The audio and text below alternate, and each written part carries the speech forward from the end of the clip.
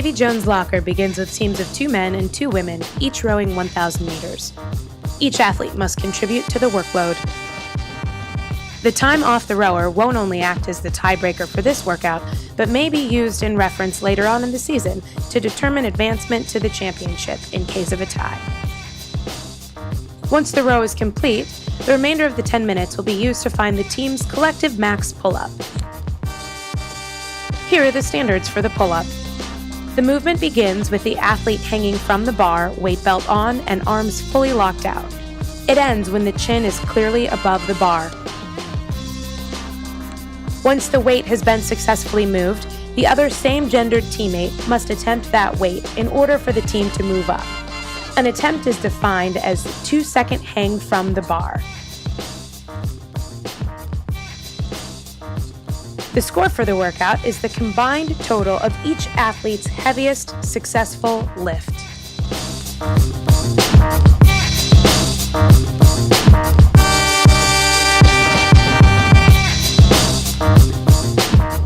Take 2 consists of 2 men and 2 women performing a 2-minute AMRAP of each of 5 different movements. Each athlete is required to work for 30 seconds. The first rep of a thruster may be squat cleaned or power cleaned from the floor. Each rep must pass through a front squat with the hips below the knee crease at the bottom and the knee, hip, and elbows all locked out at the top. Common faults with the thruster include not breaking parallel in the front squat and not locking out at the top of the movement. Each rep of a box jump begins with both feet on the ground and ends with both feet on the box, knees and hips locked out. Stepping down from the box is acceptable.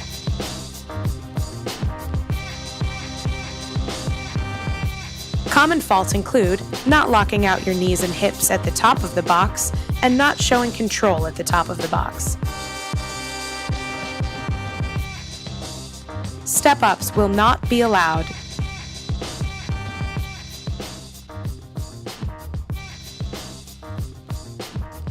The handstand push-up starts with the arms locked out and the feet against the wall. The head clearly touches the mat or floor and ends with the elbows extended with just the feet touching the wall. The athlete shows control at the top. Kipping is allowed as long as you end with your feet touching the wall at the top of the movement. Common faults include not touching the mat or the floor with your head, not locking out at the top of the handstand push-up, and not finishing the movement with your feet touching the wall in a controlled manner. The hand release push-up starts with the body straight and the arms locked out. The athlete must lift her hands at the bottom of the push-up. It ends with the arms locked out and body straight. Common faults include not lifting the hands at the bottom of the push-up and not locking out at the top of the push-up. To begin the overhead squat, you may either snatch the bar from the ground or utilize a bear complex to get the bar into place. The rep begins with knees, hips, and arms fully locked out. The athlete travels below parallel at the bottom of the squat and ends with knees, hips, and arms fully extended at the top.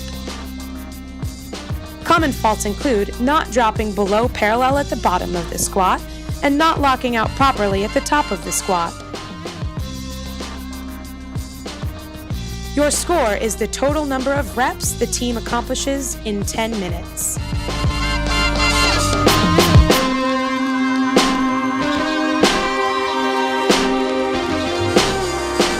Moving day, a 10-minute time cap on the following. Each athlete must lunge 60 feet with the kettlebell overhead on the left side, immediately followed by 60 feet with the kettlebell overhead on the right side. Lunging must include a kettlebell overhead at all times, an open hip at the top of the lunge, and the trailing knee touching the ground at the bottom of the lunge. The elbow does not need to be fully extended. However, the kettlebell may not touch the head or the shoulder at any point. Common faults include not touching the knee to the floor, and not opening your hip at the top. You must cross both feet over the 60-foot mark in order to finish your lunge.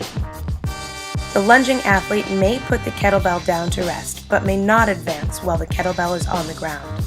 As the lunging athlete advances, the rest of the team must follow that athlete carrying their own kettlebells. Kettlebells must be carried above the waist. If a non-lunging athlete drops his or her kettlebell below the waist at any point, the team-wide penalty of 10 synchronized burpees will be assessed. The bottom-to-bottom goblet squat begins with the athlete at the bottom of the squat position, hips below the knee, and both hands on the kettlebell, which is held at chest height. The athlete will then fully stand up with an extended hip before returning to the bottom of the squat position. Once an athlete has completed their rep, they will wait at the bottom of the squat for the rest of their teammates to follow suit. While at the bottom of the squat, 2 hands must be on the kettlebell at all times, and at no point may the kettlebell rest on the floor or any body part. It is acceptable for athletes to rest their elbows on their knees in the bottom position of the squat. No more than 1 athlete may be above parallel at any time. This pattern will repeat until 60 squats have been completed. This workout is for time. If a team does not finish, 1 second will be added for each uncompleted squat. Thanks for watching. Good luck to all of our competitors, and please post any questions to Facebook or Twitter.